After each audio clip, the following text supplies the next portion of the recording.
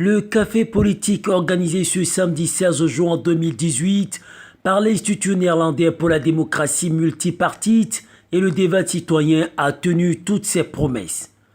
Une salle comble, un thème pertinent et des panélistes bien aguerris.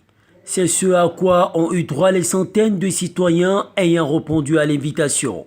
Les 2 premières années, nos cafés politiques ne permettaient qu'à ceux qui sont formés dans l'école de se voir en dehors des sessions de formation et d'échanger autour d'une question d'actualité.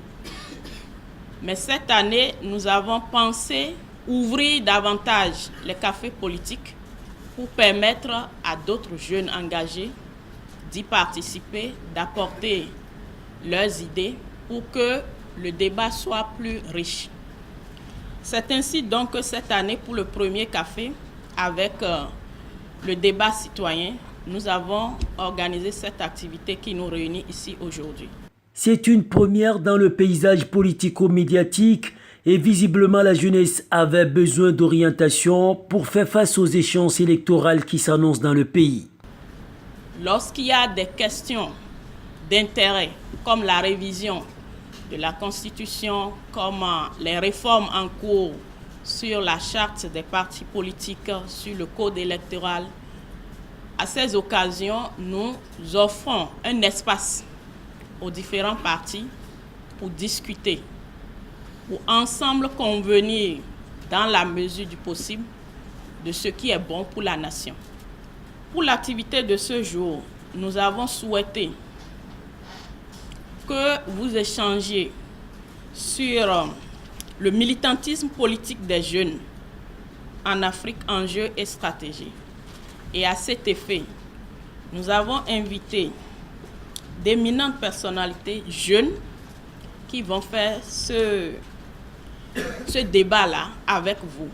En choisissant d'évoquer le militantisme politique des jeunes en Afrique, l'Institut néerlandais pour la démocratie multipartite a fait le choix de maximiser l'impact de ce café sur la jeunesse béninoise. Cette doctrine de changer les choses de l'intérieur, c'est ce qui encourage la transhumance politique. Parce qu'à l'épreuve de l'action politique, les gens réalisent en fait qu'ils y sont entrés ou pour des positionnements ou pour des intérêts donnés et qui n'arrivent pas réellement à impulser quelque chose étant en interne. Ce qui fait qu'ils sont obligés de sortir de là, aller ailleurs. Donc cette politique de changer les choses de l'intérieur ne donne rien.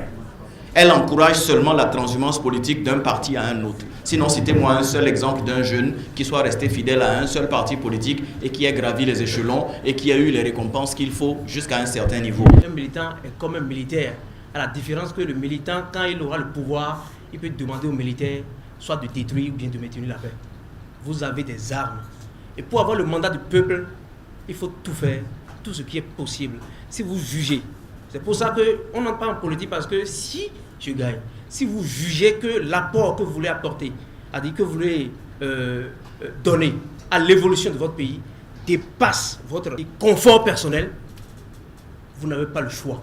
Ouvert au grand public, ce tout premier café politique a connu la participation des jeunes des différentes formations politiques de la mouvance et de l'opposition, des acteurs de la société civile et de simples citoyens.